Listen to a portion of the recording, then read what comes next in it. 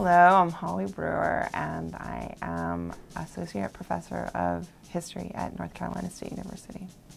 I teach classes on colonial and revolutionary American history to both undergraduates and, senior undergraduates and graduate students, usually on our MA program.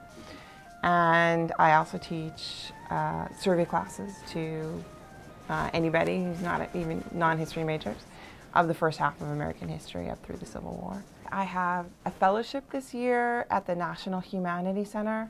It's a national, it's apparently the only national site for the study that brings together scholars who just work on the humanities. And that's history, philosophy, English primarily, and there's about 40 of us, and they provide with whatever books we need and a nice office to write in.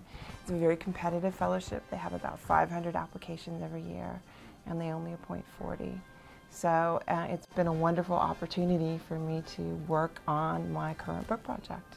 The book is called Inheritable Blood, Slavery and Sovereignty in Early Virginia and the British Atlantic. And what I'm doing is, for so long in most history books and in our textbooks, the way the origins of slavery in America have been dealt with is essentially that it was an economic or an environmental necessity.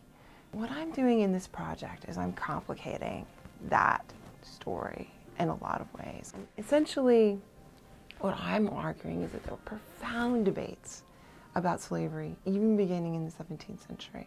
My first book, By Birth or Consent, is about the legal status of children in England and America over about 3 centuries. And in it, I argue that I basically trace the origins of our current norms about what it means to be a child and what it means to be an adult. And I argue that there was a transformation in the early modern period in that definition. And so that in a system where people are born to a place in society, you often have children in power. So Henry VI presided over Parliament at the age of 9 months in the middle of the 15th century. Edward VI became king at 9.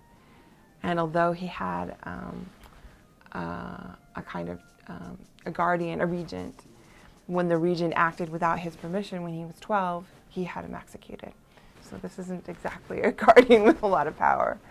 I have, for in fact, about 14 years, organized a triangle-wide group of scholars, including professors and graduate students from all the area universities, including Duke, Chapel Hill, Greensboro, Wake Forest, and of course NC State.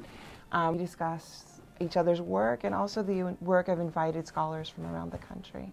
So it's a really dynamic group where we get together and talk in a serious academic way about this early American history topics. I have been teaching here 15 years. We have a very collegial department and a very talented department.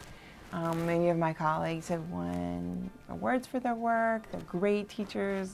The first time there was a teaching award given for the university, the history department won it. We take great pride in our teaching and in our collegiality as a department. So we have a rich intellectual atmosphere. We read each other's work. I think we do a great job mentoring graduate students.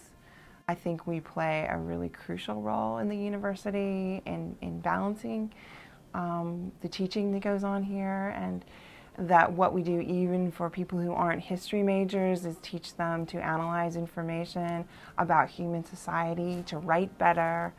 That is really helpful for them, and that what we do in history and other humanities and social studies helps to make our graduates better candidates for jobs and for life.